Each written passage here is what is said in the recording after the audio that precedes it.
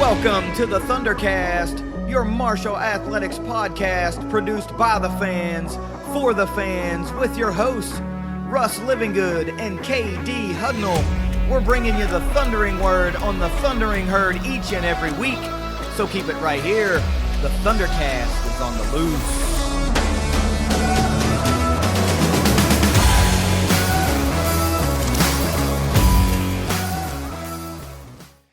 Thanks for downloading another episode of the ThunderCast. We've got the band back together. We had been navigating personal and much-needed vacations in the lives of Mr. Livingood and myself, and now we are back behind the mics, ready to bring you all that is goings on in herd athletics. And, man, it's a great time to get right back into it because we're less than 100 days away now from herd football kickoff, and, of course, that means a lot of what folks love when it comes to the ThunderCast. We'll get into a lot of that preseason football stuff here as the weeks drag on closer to kickoff. But it's been like 2 weeks and some change since we did a show, I think. A fair amount has gone on. I think we at least made it through the completion of most, if not all, of our athletics team's seasons. So most of it is just a lot of news type stuff. But, hey, it's good to be back. I'm glad you're back. I hate to be back. I'm sure you're rested and refueled as much as you can be. So, hell, let's go get into things on the ThunderCast as per the norm. Let's get us a quick word from our sponsors at Leasure Oliver PLLC. If you've been hurt in a wreck, call the law firm of Leasure Oliver PLLC. Find them at 304carwreck.com. Nothing like starting the first episode back with a mistake. So, hey, we got that out of the way. Now we can just ease right into everything. The only one we're going to make for the rest of season 3. Probably not the only one I'm going to make for the rest of this show, but get me going here, man. Give me, I don't know, some things. Give me at least however many things every herd fan needs to know this week. Well, we have a true 5 things every herd fan needs to know this week, as always, brought to you by IgniteLink, the Tri-State's premier IT management team. Number 1, series with Army in football has been canceled. Yep, that sucks, man. Boo earns, as any Simpsons fan would love to say. Boo earns. I hate it. I was wanting them to come here. I was looking forward to maybe trying to go up there, for the trip.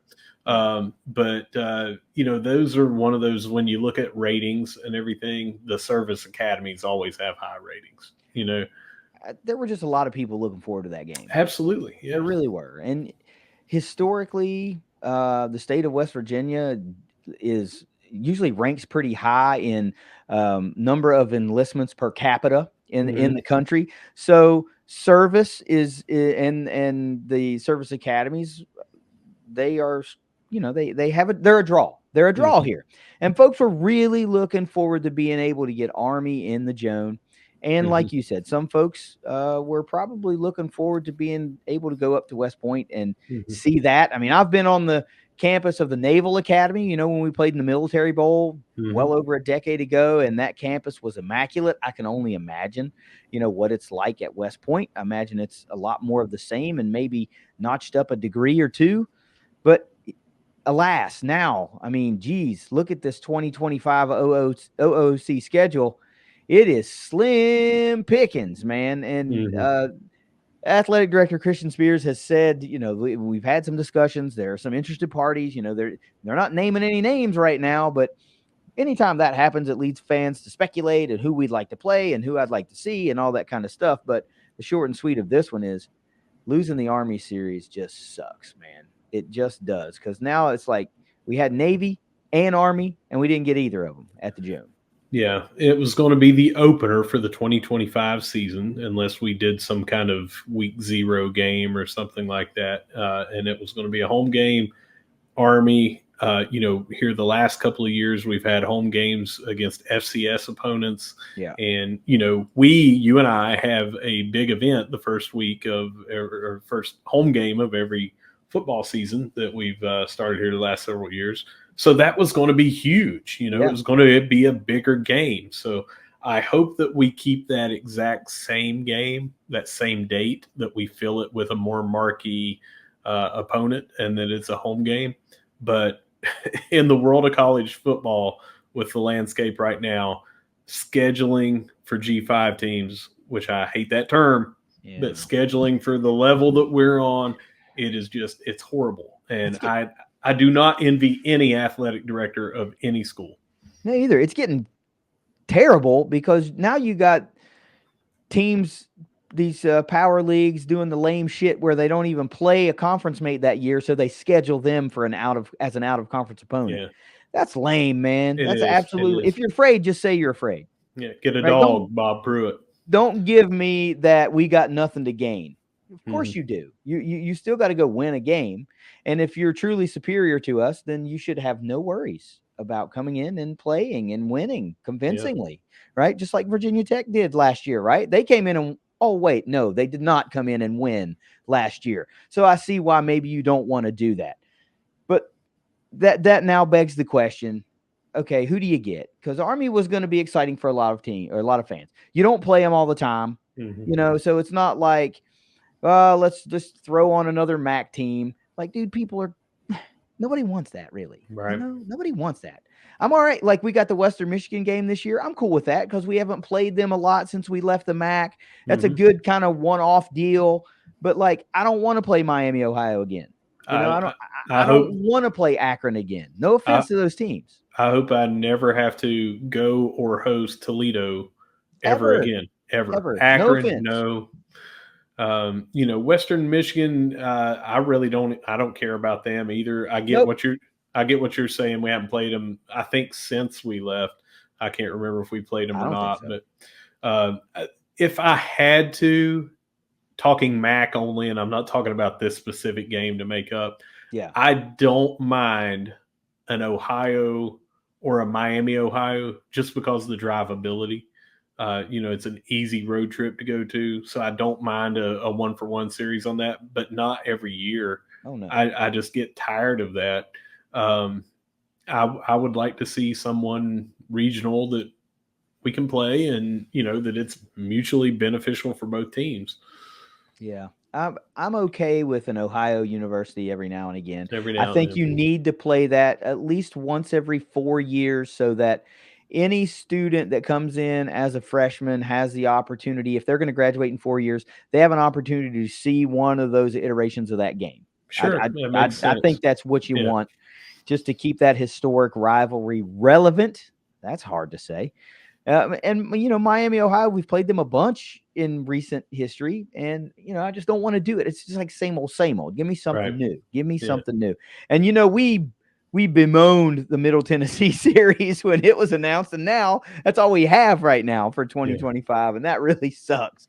But there are some Conference USA teams I think that people would get behind, even if it's just one time, a home and home series and done for a little while. Obviously, there's probably some American teams that people would get excited about, some kind of like-minded schools. But I feel like you're looking at a one and done road game, a money game. If you were fortunate enough to fall into a Power 5 home and home series, if somebody has an opening and we have an opening, I mean, you got to go for it. But I haven't delved into the schedules that much. I guess it's just like we're playing wait and see right now. I know we've got to get through the 24 season first, but how many times do you see these games get scheduled 10, 12, 15 years out? And now here we are 1 year out, and we damn sure can't have 3 FCS opponents on the roster or on the schedule. That ain't going to help nothing. Yeah. So if you had to, I've got it up in front of me, but if you had to know when it was that we scheduled Army, this home and home, would you have a guess on the year? Maybe 6 years ago. Very close. It was in 2019 was when we actually did that. Yeah. June of 2019. So pretty much 5 years almost to the day of what we're talking about here today. It went from announced to being canceled. And, we're looking at 25 and 26 were the 2 games that we were going to be playing. Yeah. Now, we should note this has nothing really to do with Marshall. This is because movement on Army's schedule, and so it's not like we called them up more like we don't want to do this game or anything like that. They did it. They did it with everybody. They did it with Yeah. Old Dominion. They were kind of forced to do that. I say forced with quotes because I think they still could have got by with it, no problem. Maybe we were But just collateral damage in the movement. they now have a full AAC schedule. Correct. Yeah. So now we look, because I don't think we're interested in scheduling any Sunbelt teams as out of conference games. But if other people are going to do it, why the hell not? I would rather do that and go over and play a West Division foe or something that we are not going to be playing for a while or haven't played since we've been in there. I would be fine with that. Maybe if the P5, hate that term, they're not even 5 anymore anyway. But if they're going to do it, say, well, hey, if that's what you're going to do, we'll just do it and we'll keep all the revenue over here. Yeah, I guess that's one way to look at it, but I'm just curious. I'm curious. I always like to know about this kind of stuff, and I feel like this is an opportunity for an AD to work their magic, so to speak, and see what they can pull off and see if they can get fans excited, because fans were excited. Now you've got to get them something that they can get excited about again. You heard it here first, folks. Bama is coming August 30th. Let's move on to number 2. We got the Marshall Quarterback Club will be hosting the annual reverse raffle, and that's on August the 17th. And again, it's in the Marshall Health Arena, formerly the Civic Center, formerly Big Sandy Superstore Arena downtown. Yeah, man, that was a big event last year. I remember. Yep. I didn't obviously I didn't go, but I think that's kind of one they're trying to make bigger and better now that it's succeeding and it's kind of moved into that bigger venue. And that was really, I remember talking about that last year and some of the items and things that they had available to bid on. I think it's just a really nice kind of formal, semi-formal event. I wish I lived around. I would like to go to one of those, especially now that, it's just like, seems like it would be more fun. I'm not like not a college age kid, that never really appealed to me. It seems like that would be a nice evening out to be surrounded by herd fans and maybe to have an opportunity to acquire some unique herd stuff, Yeah, and it's not just that. Let me run down some of the things here.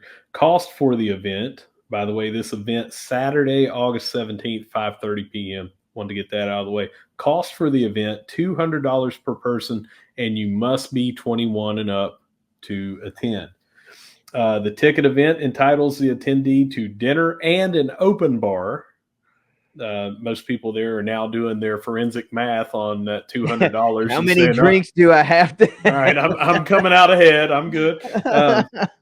But there will be live music and dancing, and the entry into the raffle drawings for up to $5,000. Wow.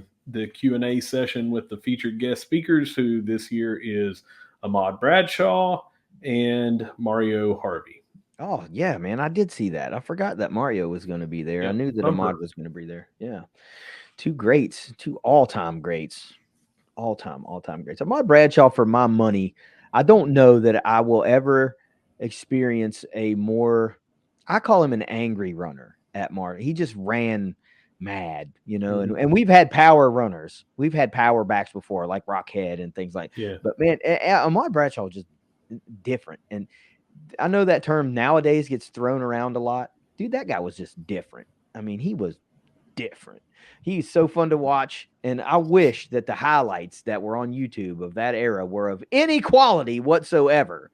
But, back when they had CUSA TV. Yeah. Filmed via potato. Jeez. It was like horrid. Even, I don't know what you can do to make that look like actual humans playing sports, but I think whoever was filming, there was a guy with rabbit ears up there trying to. Yeah, it was not good. But and that's just, of course, Ahmad, but famously, I can't remember the stat line now, but I remember Mario Harvey's final game, like senior day at home. Remember, he had this stupid stat line, man. He had like 16 tackles and 5 pass breakups and all kind of crazy stuff. He's awesome too. Those two guys will be fun to have in a room. You know what I mean? And just have them chill out a little bit and talk about the herd and all that kind of stuff. That'll be a great evening for those that attend. Yeah, if you're down here in anywhere drivable to get in for that event, go ahead and get your tickets now. Don't know how many that they're going to be able to do. Obviously, they're not going to have it to where the 7,000 seat capacity or whatever. So, it'd probably be in the ballroom area or whatever. So get your tickets now. Don't delay, because we're coming up right now on 2 months away, and you want to make sure that you're planning for that. That's right. Number 3, kickoff times have been announced for 3 of the games. We got the opener August 31st versus Stony Brook. That's 5 p.m. And then the very next week, Virginia Tech away game, 4:30 p.m. That one's going to be on the CW, by the way, just like last year's NC State game. The ACC has a big contract that was expanded last year for the CW. And for everyone in the tri-state area, I saw this, somebody posted on social media, CW is now picked up in the Huntington-Charleston market for those of you that have YouTube TV. That was a thing last year. Hardly anybody could find the game because the CW was not on there, but it is this year. So last game that was announced is the weeknight game, October 17th here, when we have Georgia State coming in, will be, of course, 8 p.m. I'm always a big fan of evening games early, in the season. I love the 7 p.m. kickoff for the opener. I'll take 5. That's okay. I mean, it just cuts into the tailgating time a little bit, but well, you get out of that hot August to early September sun if you have a little bit later game, and it allows for epic tailgating, which we're going to do anyway. I don't care if the game was at 3:00 in the morning; we are going to tailgate. But one last note on that October 17th game: it will be on ESPN2. Already announced it. Yeah, I tell you what else. I watched the game at NC State last year. Down here, I had the CW somehow. I don't know how. And I thought production quality was pretty good. Like play-by-play was good. It was good. So folks that'll be able to see a game, of the herd on CW for the first time, you should enjoy it. I found it to be very watchable, aside from the final score and whatnot. But it was good. So, and then cool, midweek is what we figured it was going to be, night game like it's supposed to be. So, I know they got the flex windows and they can do all the times and all that kind of stuff. And I miss the days when it was more, your basically like weeks 1 through 4 were 7 p.m. kicks, and 5 through 8 was 3:00 kicks, and then later season was like a noon kick or something like that. I miss that, but sometimes, little mix-ups okay. And like I said, 5 p.m. is not ideal for me. I'd rather have a 7 p.m. kick for the opener, but other than that, not much to bitch about. Let me tell you what I don't miss from the last couple of years of us moving over to the Sun Belt Conference is I don't miss a 1:47 p.m. on Facebook. Or find it now on Twitter. Right now. You have to guess the link. That's what I don't miss. Moving on to number 4. This was super, super cool. Baseball commit Coop Henson makes the Florida All-State first team. Guys, this is huge. Huge. I don't know if you know how huge that is, but baseball's big business down here in the Sunshine State, right? Mm-hmm. And Coop has been one of the more interactive commits for herd baseball, at least on our platform. Mm-hmm. This kid is all about the herd, let me tell you. Not just baseball. He's interacting on football, basketball, everything. He's immersed himself in Marshall University athletics. Yes, he absolutely has. And to be a first-team all-state performer, massively big. I can't remember the name of the award, but I saw that he won this award. Mm-hmm. It's a Wade Boggs Award.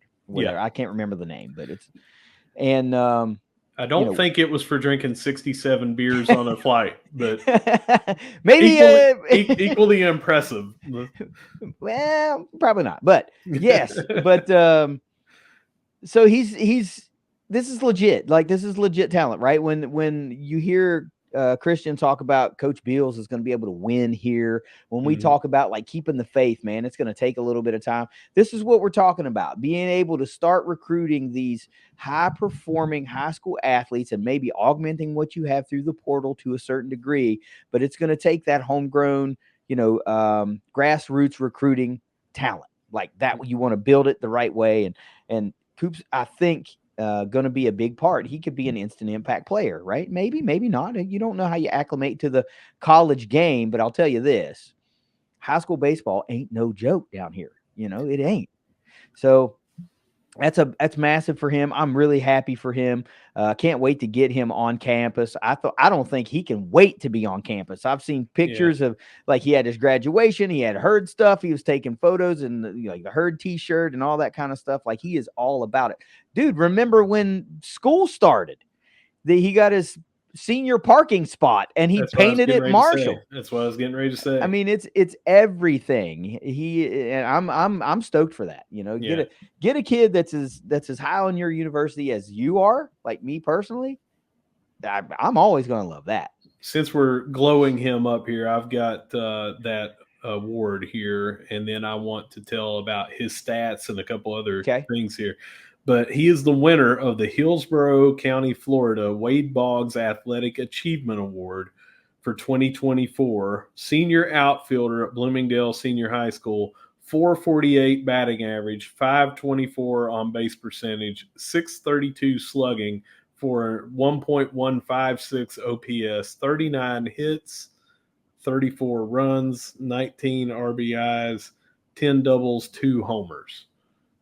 Pretty daggone good. Kid gets on base, man. Yeah. And how many times do you preach that?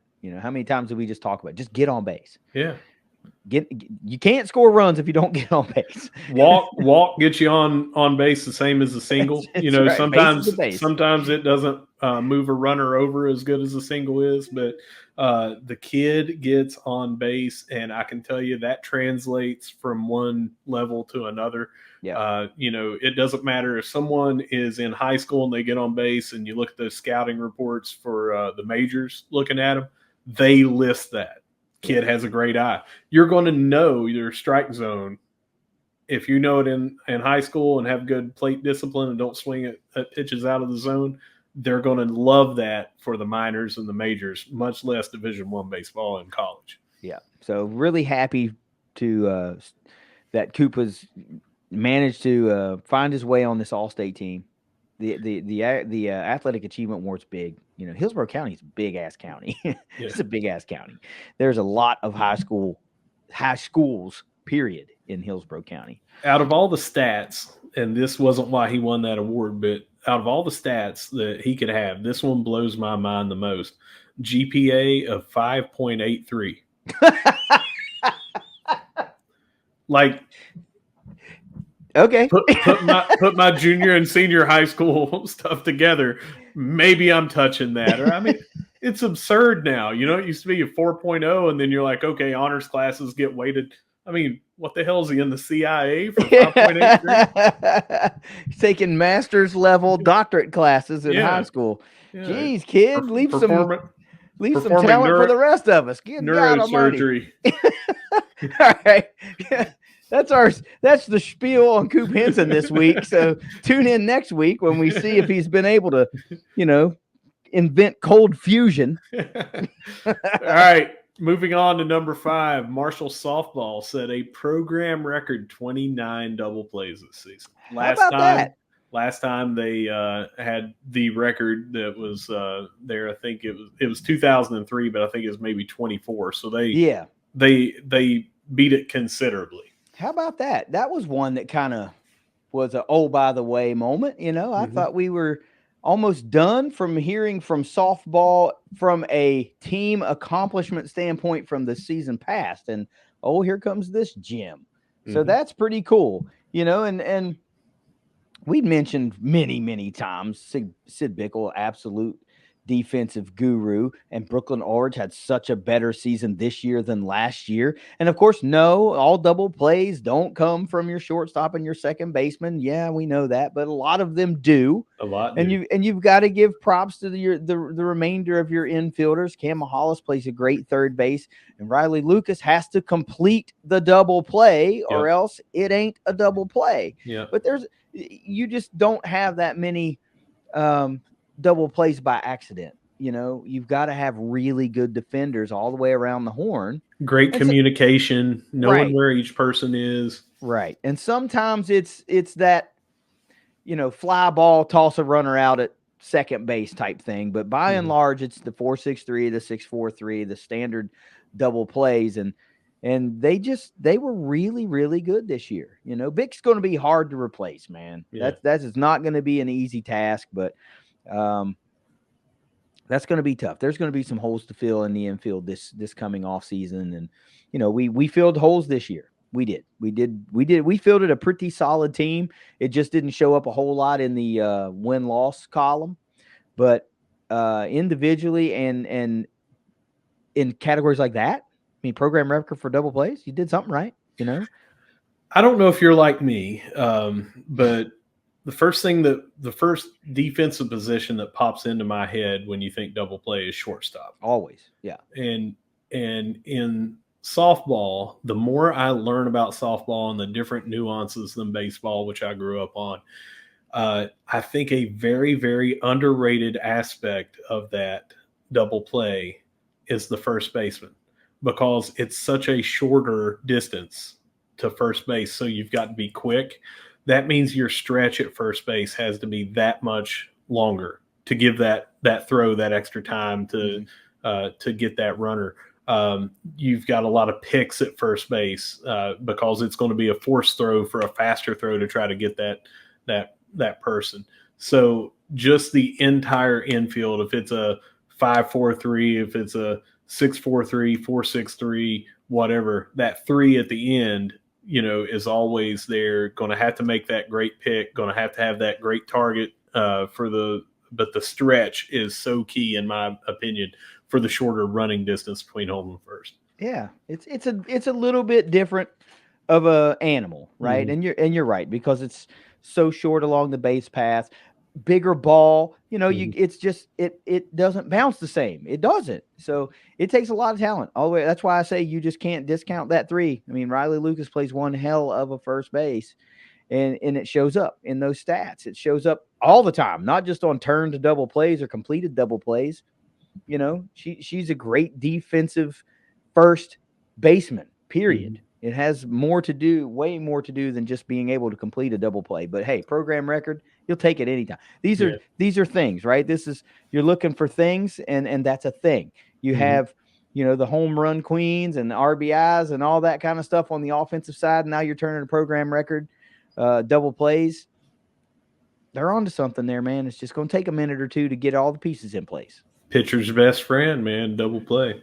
Mm-hmm. Well, that does it. We had 5 for the first time, a true 5 for the first time in I can't tell you how many episodes. I'd have to go back and look. But as always, brought to you by Ignite Link, and we have got to give props to those guys. I mean, we are blessed with amazing sponsors. We gave a hat tip to Leasure Oliver PLLC at the start, and we got to do the same for Jed and his crew at Ignite Link as well. Thanks to both of our major sponsors for those that first kickoff of this show.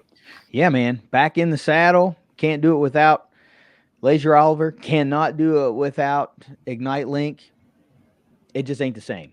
I mean, it just ain't the same. They do so much. The feature story this week is going to be really quick. It's going to be a couple of sentences, really, because it's a setup. And it's just to tell you guys that next week we will start the series of position group breakdowns. I know a lot of folks wait for that all year long. We've actually been fielding messages. When's it starting? And it's going to start next week. The next episode will be the first episode of the 2024 position group breakdown series. And as always, we always start with changes to the coaching staff. So We'll bring you up to speed on all the ins and outs and who is and who ain't no more on the Herd football coaching staff. But that, Russ, is the end of the featured story, unless you got something to add. Ditto. Now I contributed to our feature. Well, then, let's go around the Herd. All right, we're going to start off with football, and we picked up a transfer this week. Normally, during that feature, we would talk about the transfer portal, but the portal was closed, and we're just going to see some trickling in. We only had one, so we're going to put it with around the Herd. Transfer in of Cade Davis, long snapper from NC State. Mm-hmm. Yeah, he was only there for a semester, by the way. It was hard to find info on Cade, but yeah, I heard adds another long snapper. So competition is going to be fierce at that position. We brought in 2 last year, and we already had one, I believe, on the roster from the season or from the team previously. So there was like 4. I guess this makes 4 or maybe just 3 because we're not sure if anybody has left yet, but only one addition this week for Herd football. All right, so we are moving on to women's basketball. This has been a big blow up over the past few weeks of how many people we have brought in to transform this roster. We've talked about them, I think, 2, maybe 3 weeks in a row that we brought people in. So here we go. We got transfers from Adriana Pacheco, Community College of Baltimore County, and she was previously at D1 Niagara. She is a 6'1" forward. I'm going to talk about them all and then throw it to you for anything you got on there. Blessing King, a transfer from Morehead State, a 5'10" guard. And Leocha Marigny from Reedley College, a 6'3" forward/center. Yeah. Size is looks like a marked emphasis. We don't know what Julie Folks does wholesale yet. We don't know. But it looks like here within the past week or 2, when these 3 players have come in and joined the Herd. By the way, some of those signings are already official. They're signed. The women's basketball account has tweeted, signed, official, all that kind of stuff. Marigny was basically good for a double-double, every game. Buddy. Go ahead. Keep your thought, and then I'll. But I'm just saying, this looks like a very, very, very big emphasis on not getting beat down low for the Herd this year, creating extra opportunities.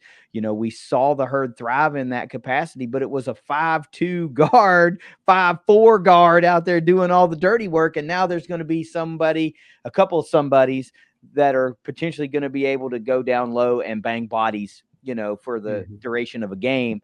I would expect more. I would expect more of those type of players to come to the Herd, but Coach Folks has gone after players that can score the basketball, and she's gone after players that can rebound the basketball. Yeah. That has been the big 2 categories right now. And I can't say that I blame her. Right. How are you going to replace an Abby Beeman? You don't do that. You just don't replace her. How are you going to replace a Brianna Campbell? That's 2 guards that could have started for any team in the conference and a lot of teams across the country. Right. So that's a big task to replace. The good news about that is Coach Folks didn't necessarily know what she had. She doesn't, she didn't coach Abby. She didn't coach Brianna. There's still some talent that's remaining on the roster, right? It's not bare, but it's going to be hard for any coach to try to replicate that type of production from your point guards. So if you're going to try to replicate that, even if it's by committee, you better be able to create extra opportunities. And that's where rebounding comes into play. Did you say rebounding, you said? Why don't I bring up a little bit here on the game log? First, let's talk about the points and rebounds per game for Miss Marigny here. 14.1 points a game, 17.4 rebounds per game. But listen to this game log. This was her freshman year here, the only year that she was there. This is total rebounds. I'm not breaking them down between offensive and defensive, but I'll tell you a little bit about that in a minute. This is going backwards. So Last game would be first. 29, 13, 21, 23, 24, 15, 17, 20, 12, 25, 19, 11, 16, 18, 16, 10, 9, 24, 13, 25, 28, 17, 19, 25, 8, and 13. Wow. Yeah. 1, 2, 3, 4, 5, 6, 7 games of double-digit offensive rebounds alone. KD, she fouled out twice all year. They talked about defense down low. How many fouls is that per game? 5. Okay, so 2 times she had 5 fouls. Here's how many times that she had 5 blocks. 1, 2, 3, 4, 5, 6, 7 different games she had 5 blocks. So what you're looking at potentially, if these numbers translate, given the increase in competition, you're looking at someone that could come in and create enough noise to be in that conversation for a defensive player of the year, a newcomer of the year type thing, right? It's just that was a needed piece. You got to think like if a piece like this may have accompanied Mahogany Matthews, maybe Marshall is even more formidable, So we talked about that many times. 6'1", 6'2" was our biggest player, tallest player last year, and that was Mahogany. She's gone. She's now going to be playing her ball against the Herd, down there, Georgia State, I think it is. So got to do something to augment what you lost and maybe hope to get a little bit better. I love what Coach Julie Folks and her staff are doing. I love it. I absolutely love it. And they're also winning a little bit in the high school ranks. But transfers are the big part. That they're all the things, right?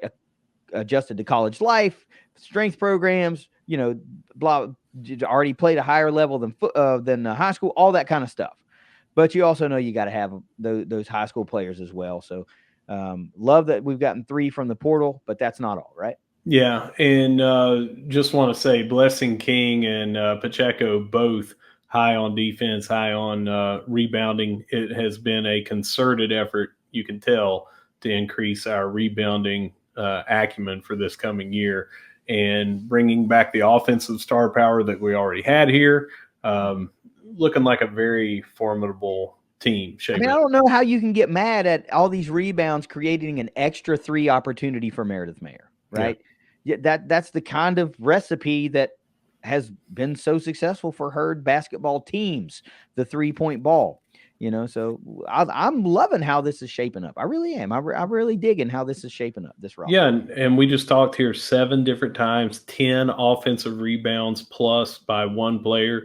Every time you get an offensive rebound is not a guaranteed 2 points, but even if you hit half of those for a putback, I mean, that's a really good second chance opportunity. It's an extra point per offensive rebound, and those freaking add up, man. Yeah. How many times do you talk about a disparity at the free throw line, and you're like, wow, we missed 12 free throws and lost the game by 8 points? Right. Same kind of deal.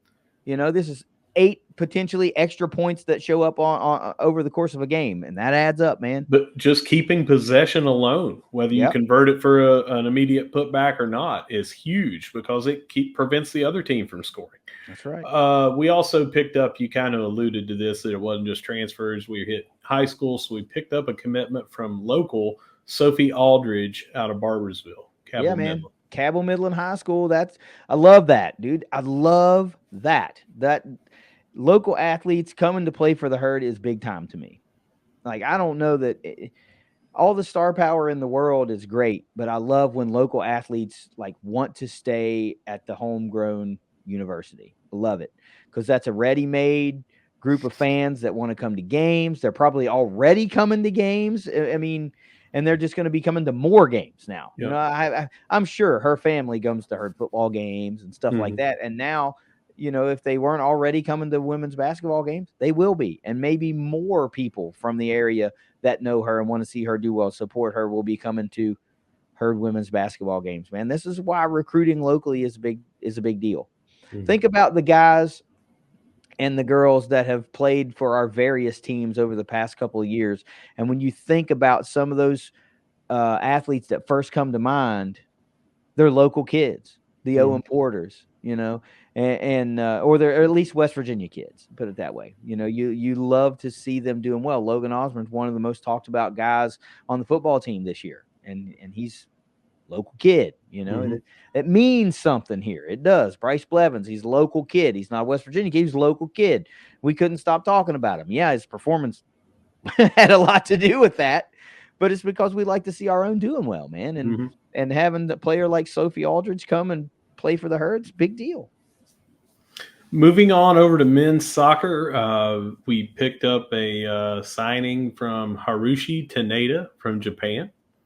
We talk about all the time. You're not going to be able to find a ton of information on these international signings, and that is going to transfer over to what we're talking about for women's soccer. We talked about Coach Samoz being from that grassy tree, literally slid over from the men's team as an assistant and now the head coach, and he seems to be taking that international flair in recruiting the same way. So they picked up signings from Emma Durand of France and Lee Misch from Germany.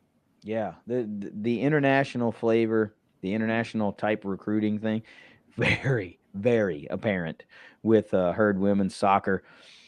We got tickets to men's and women's soccer delivered the other day, so if you are on the fence about being excited or not, hey, we'll have tickets to all the matches at home at the Vet for men's and women's soccer. I implore you to get out to the Vet and support both of these teams. Dude, I went to a women's soccer game last year through the epic weekend when we had the Virginia Tech game and we had the big, what was it, UCF? I think it was Marshall and UCF that week. And then the Sunday I went to the women's soccer game, and it was fun as hell. It was fun. It's a great time. There were more people, honest to God, that I thought were gonna be there. I didn't know what I was expecting, but when I got inside, I was like, dang, this place is kind of full. Yeah. So it shows that there is support for the program, and now it's about expanding on that support. And I think that Coach Samoza is gonna fill the stands a little bit more this year. I think the brand of Herd soccer that's going to be on the field is going to be more successful and more exciting this year. So if you're thinking about it, I'll tell you what, women's soccer tickets are really, really cheap, particularly if you're already a men's soccer season ticket holder. I think there's not much cheaper fun to be had than, women's soccer. It's a great deal. It's a great deal. And tailgating for both of those, by the way, men's and women's soccer is pretty daggone good. There's designated areas up there around the soccer pitch, and a lot of people get involved in the pregame. Yeah, I've even seen a couple of RVs posted up out there, man. So it's just like a mini version of football, a very mini version of football, but it takes that. Somebody's got to be the match that lights the fire, right? And so that's where we're at right now. We're kind of lighting the embers and trying to fan the flames a little bit and see if we can ignite this Herd soccer fan base to be a little bit as rowdy as the football one is. And, And if there's one thing we at the ThunderCast is going to advocate, it's going to be tailgating. We're going to tailgate. We need to increase our tailgating in every aspect at every sport. That's Swimming and diving, I want to see somebody out there with a tailgate. I mean, plug in a George Foreman or something outside, man. But I need somebody out there tailgating for it. That's right. All right. Softball picked up a transfer. Paige Maynard from Penn State, a pitcher, and also former local player in high school. Yep, she's a West Virginia girl, making her rounds back to Huntington, going to run with the Herd. I was curious. We should all be curious about the pitching staff. Or not the staff, the pitching, the makeup, roster. The roster, because Savannah Rice is done. Her eligibility is exhausted, and didn't have the opportunity to hit the portal and recruit enough to replace Sid Nestor from the year before. So now your two best pitchers from the last two seasons are no longer on the roster. Bub Paringa can't do it all. Right. She can't do it all. Even though she really tries. I mean, Yeah, she does. Yeah, Like, utility player, can play just about everywhere. Emergency catcher, can play. Probably all. That'd be cool if she got to do that in a game. Play all positions, but came in relief a couple times. Started the majority of the games, and got it done at the plate. When most pitchers do not bat, she thrived. So right. But that's the thing. She, like I said, she can't do it all, and it's going to take a committee of pitchers. So what are we going to do? So last year, Paige was listed as a sophomore on the Penn State roster. So not sure if that'll be like a redshirt sophomore situation or she'll be a true junior situation. I have no idea really, but she's from Glen Daniel, West Virginia, played at Liberty High School, and she played at Shady Springs High School in Shady Springs. So that gives you an idea where she comes from. She was a first team All-Stater back in 21-22.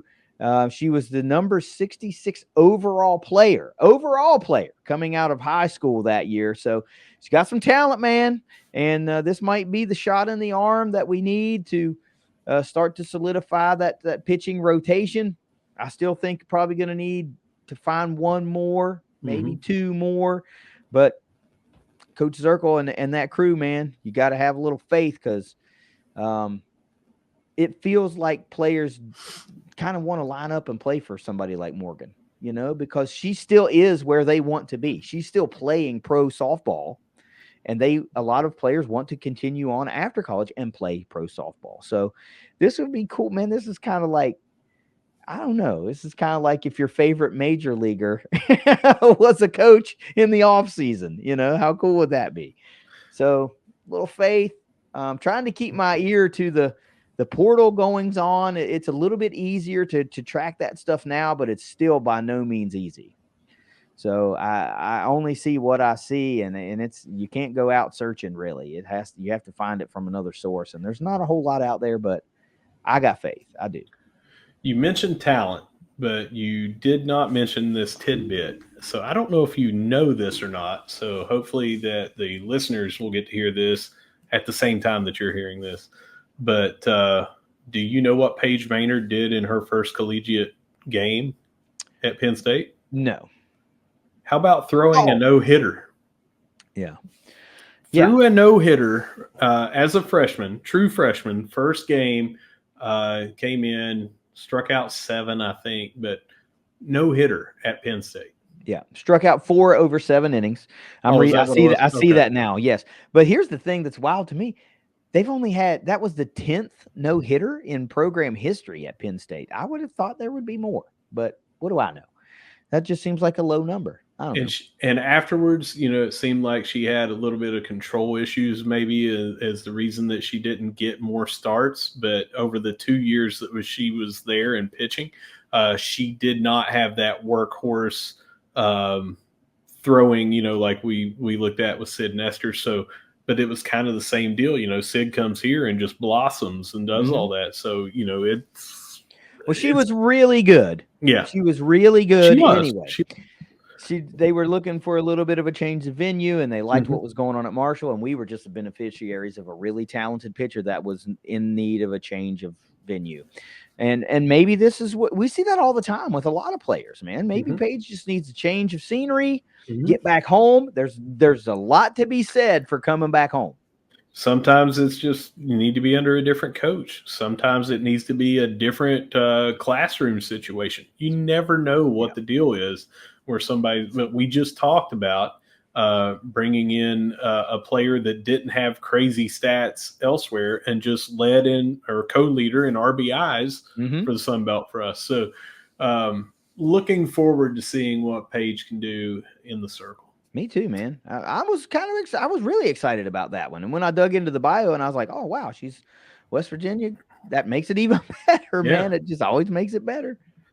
Track and field, the results for that NCAA regionals we were talking about, Rebecca Merritt had 2 events, and then the other 3 each had 1, and they all finished respectfully somewhere around the 41 to 35, if you had to give a range out of 50 where they were.